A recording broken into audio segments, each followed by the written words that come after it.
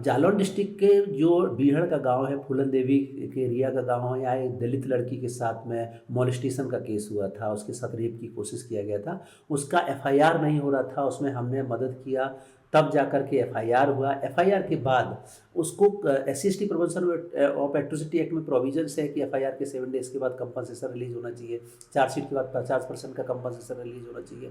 But इस पूरे cases में कोई कंपनसेशन रिलीज नहीं हुआ। इस केस को लेकर के हमने, जहां डिस्ट्रिक्ट कोर्ट में हम सेशन ट्रायल में फाइट कर रहे हैं, वहीं इस कंपनसेशन के मैटर्स को लेकर के हम इलाहाबाद हाई कोर्ट में रिट फाइल किया। उस रिट की फर्स्ट हियरिंग हुई, सेकेंड हियरिंग हुई, थर्ड हियरिंग में जाकर के हमको जिसको डबल बेंच ने इलाहाबाद हाई कोर्ट ने सुना और हमको ये राहत दिया, और जो पीड़िता थी उसको 1.5 लाख रुपए का कंपनसेशन रिलीज हुआ। तो एक तरीके से एक सक्सेस केसेस है, ऐसे अभी 2 से 3 केसेस हमने और फाइल किए हैं, जिसको लेकर के हम लगातार कंटिन्यू काम कर रहे हैं।